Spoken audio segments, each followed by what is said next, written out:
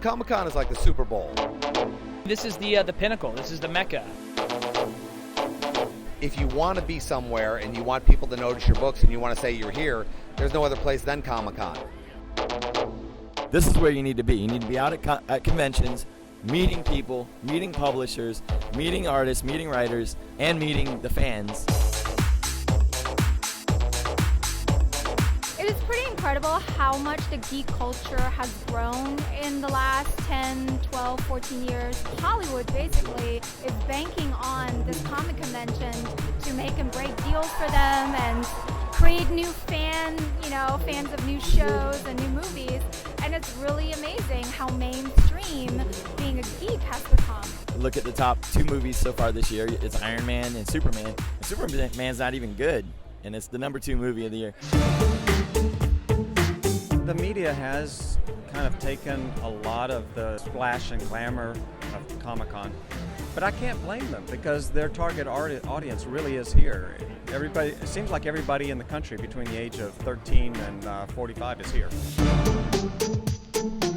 Unless you live in California, you really don't have the ability to be able to meet the people who are going to take your books to the next level. The good thing are the studios here and they come around looking for your product to take it to the next level.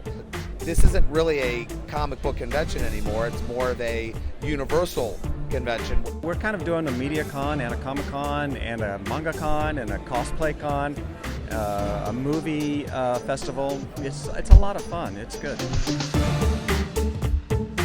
When I first started, not only was it sort of uncommon to read comics, and it was definitely a lot of the stereotypes of being a nerd, being a geek.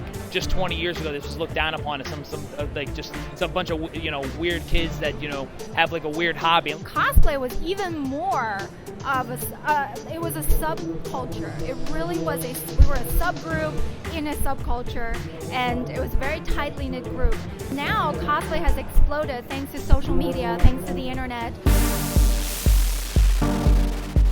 The issue you're always going to have is comic book stores have to pick and choose. They have to be very careful with what they buy. So you really have to get the word out to people who will go in there and order your books. A lot of people plan their year around San Diego. Like, okay, we're going to make a big book and we're going to release it there first.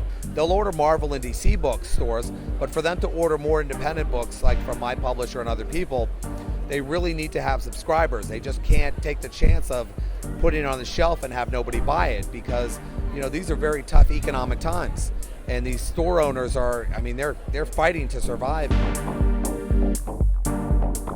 From what I've gathered, from what I've read too, from what I've been told by the elder comic book people, is that this industry has died at least 3-4 times. I know it died during Eisner's time. It died like in the 30s and the 40s, Then it died again in the 50s with the big, communist scare. Then of course, as we were speaking earlier, the 90s also kind of, there was this era of glut, if you will, and it sort of weeded out all the ones that weren't going to make it anyways. This is a place where people of all creeds, races, and just interests can come together, dress up as superheroes, and just pose and buy some things that they usually couldn't get at their local comic book store if they have one. But in today's age, I feel like places where you can get comic books is on the rise, and it's going to be just as common as like a 7-Eleven. I've been a geek my entire life, and doing cosplay is the most rewarding and the most passionate way I can think of to show that I'm a geek. Thank you for attending Comic-Con International 2013. We hope you all had a wonderful time.